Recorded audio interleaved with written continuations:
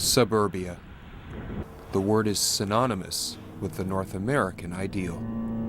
A consumer's paradise, born amongst the intertwining matrix of cul-de-sacs and picket fences. Comfortable, well-groomed homes on peaceful, tree-lined avenues. Bountiful school grounds and beautiful park space. Strip malls of boutique styling and old-fashioned charm. The peace and stability of tradition, the hope and renewal of the future. And there's perhaps no better place to fit this vision than the Durham Region. For decades, the eastern wing of the GTA has stood as a wonderful place to build a life and a family.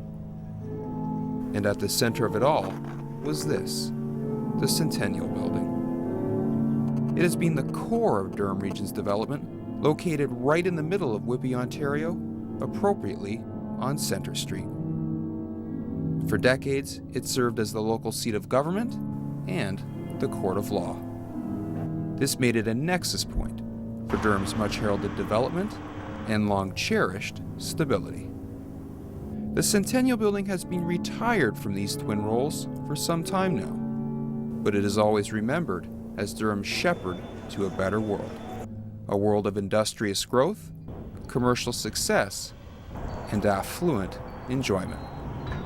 But amongst all this material comfort is uneasiness, the evidence of a hidden past, of dark moments frozen in time.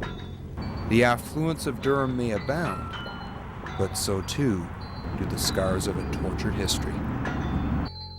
When darkness falls here, the shadows come to life, and upon the wind travel sinister whispers, the echoes of yesteryear lurking along the landscape.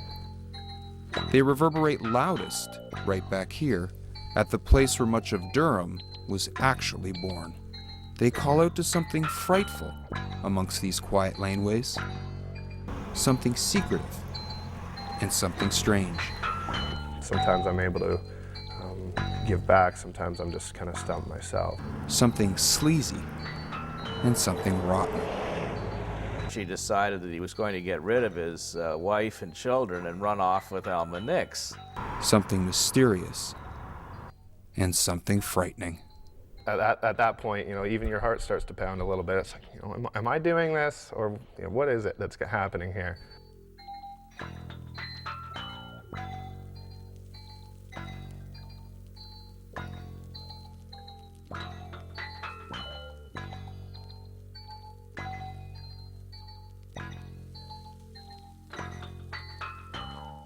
The Centennial Building's era of power has long since passed, but the mark it has made remains written upon its walls.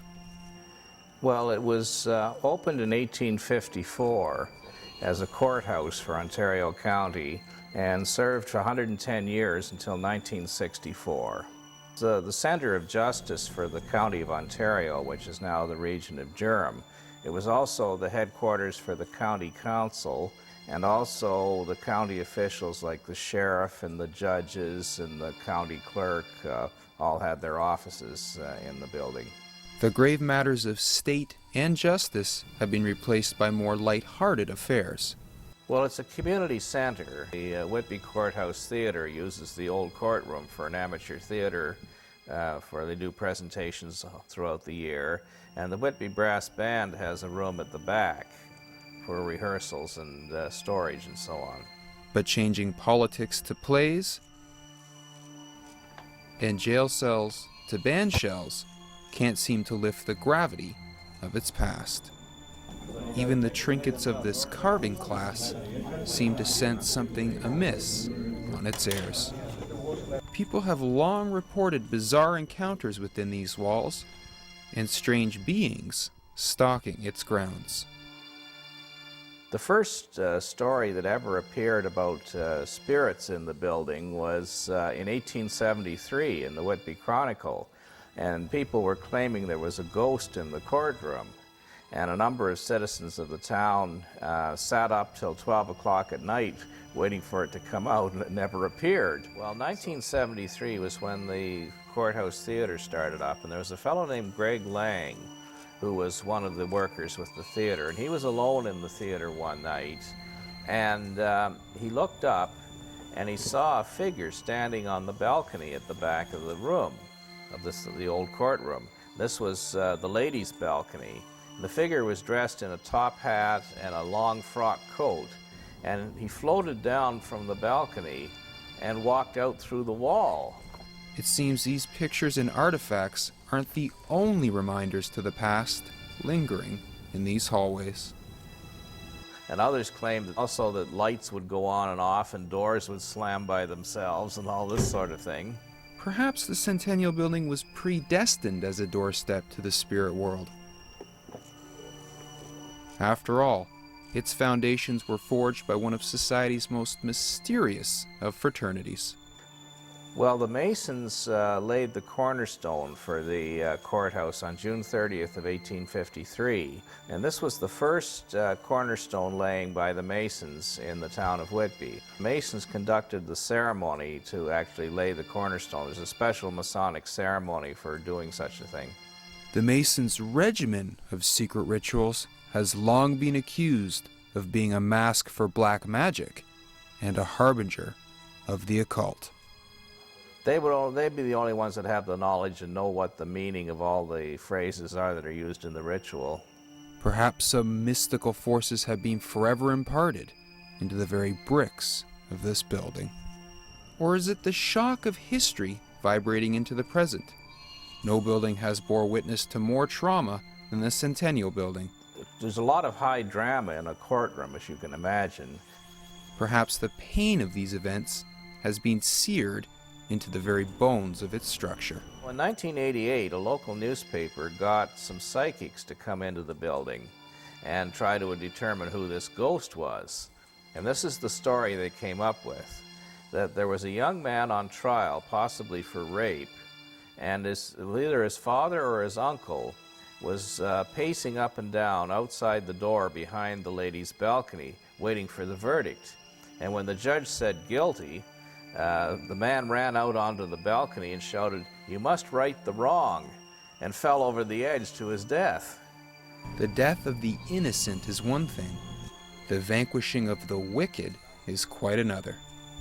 2 men were sentenced to death in this very room, and both men were hanged on these very premises. Both were criminals of the harshest passions, so harsh that perhaps part of them still lingers in these very rafters. The year is 1909. Let me introduce you to Archie McLaughlin. Archie is an animated fellow who is securely employed at the lonesome Uxbridge General Store. Archie is known around town for his overindulgence in drink, but regardless, Archie remains a family man. His wife Mary and sons Harold and Gordon await their father's arrival home from work every evening. But in the fall, Archie's wife is growing suspicious. The normally punctual Archie has become frequently prone to tardiness. It seems Archie has found other reasons to flee the general store early and run amok in the usually quiet community of Uxbridge. That's because Archie is having an affair. His mistress's name is Alma Nix. A vindictive creature, she's an ideal match for the unfaithful man on account of their shared affection for strong drink. The pair often enjoy sipping champagne together on her porch as they speak of committing nefarious deeds and absconding with each other. October 29th. Fortified with alcohol, Archie McLaughlin finally gives in to his wolf-mouthed dark side and acts on a notion of murder. In the cool night, Archie torches his home to the ground, with his wife and 2 children still inside. Archie thinks he has committed the perfect murder, but many weeks after the immense fire, confused authorities decide to exhume the remains of Mary McLaughlin. Upon inspection of the cadaver, authorities discover traces of strychnine, a poison likely obtained from the general store. It does not take long for the authorities to catch up with the clumsy Archie McLaughlin. He is charged with his wife's murder. McLaughlin was arrested and taken to the Whitby jail, which was right behind the courthouse. He was put on trial in May of 1910. He was sentenced to death for murder, and the execution took place in the jail yard in July of 1910. It seems Whitby's Gallows had developed a fondness for men like Archie. 30 years later, yet another wayward love affair would condemn a man's soul to its deadly embrace. In 1946, a 25-year-old drifter named George Bilton found his way to Durham Region. Destitute and prone to trouble, George spent most of his time living in vacant cars and ducking the local police. By all accounts, George Bilton was an unsavory and unwanted presence in Durham. By all accounts, except that of Teresa Laurie. Teresa was a married mother of 5 living in Ajax, but her marriage didn't quite live up to her needs. Whatever it was she found lacking in her husband, she more than made up for with George. But Teresa's fancy for George would fizzle. He increasingly displayed a violent temper towards her and the children. Teresa finally decided to end her affair with George Bilton, yet she had no idea just how sinister an ending it would be. And she threatened to tell her husband, so he took her and one of her children out into the woods just east of Ajax and bashed their heads in with a rock. In December of 1946, the trial was held. In those days, trials were held very quickly. They didn't wait 2 or 3 years like they do now. And he was convicted of murder and hanged inside the jail in December of 1946.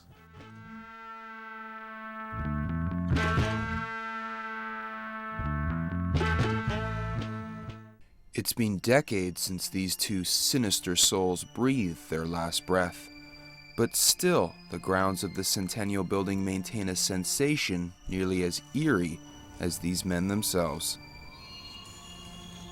I thoroughly believe there's something happening in here. Always believed it. The prison bars are gone and the gallows have gone silent.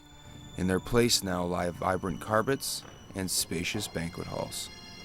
With this building, from my understanding, the room that we're in now, as well as our main banquet room upstairs, called the Regal Room, are apparently the most active with paranormal activity, from what we've been told through the investigators that have come through here. Many of the bones of this immaculate beast of a building still stand strong. From massive hardwood beams erected high in the entranceway to a damp cellar fashioned with an antique look of dust, mildew, and cobwebs.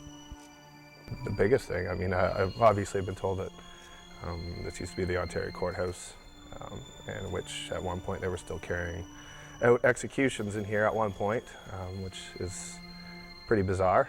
These unique features draw many visitors.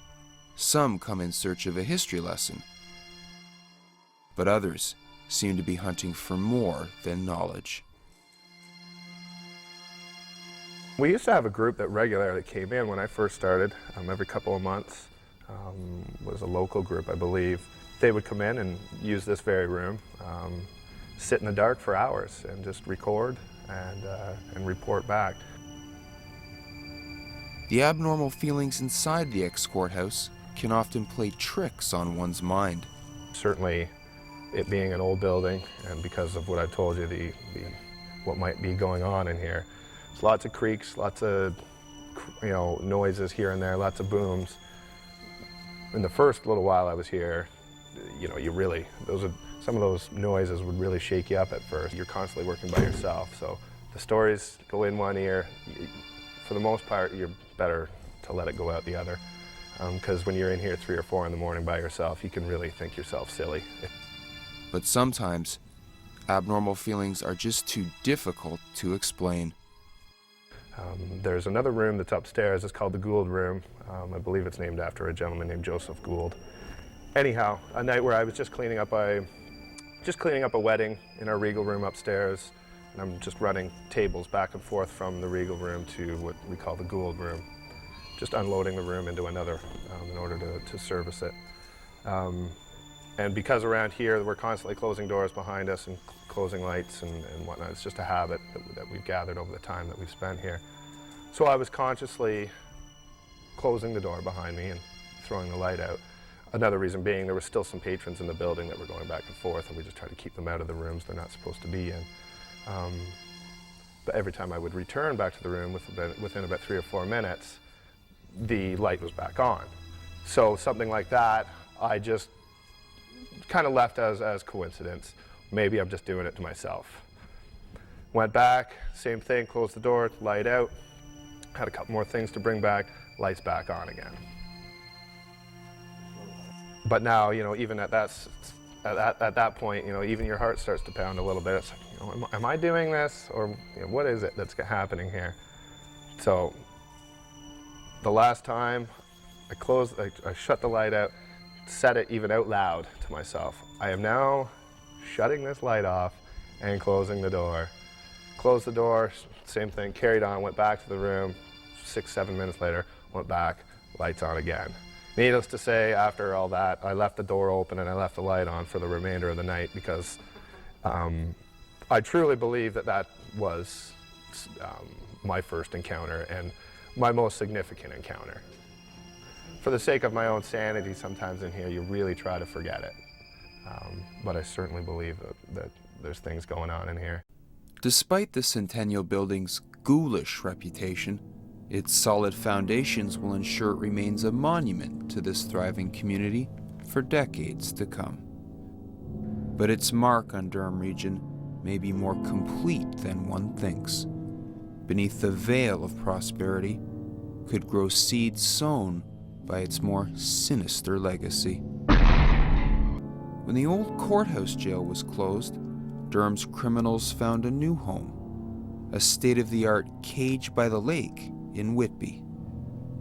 But time soon claimed this jail as well. Today, about the only thing it holds are the cars of suburban commuters. Yet could something evil be at play here while the rest of Durham works? Could the residue of murderers and rapists be locked into these parking spaces permanently? Or could the mouth of madness be crying out from beyond? This is all that remains of the once sprawling Whitby Psychiatric Hospital. Closed down 10 years ago, much of it has now been demolished. Its grounds steadily overtaken by suburbia's endless sprawl. But for nearly 7 decades, it housed one of Canada's largest populations of the mentally tortured and criminally insane. Perhaps the energy of these twisted souls still lingers, standing vigil, lying in wait to cast their heinous torment upon the neighborhood's newest residents.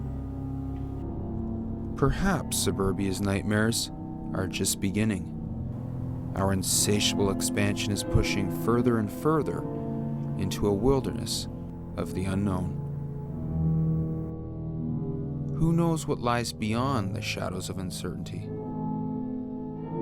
There may be countless more Centennial buildings just waiting to be built.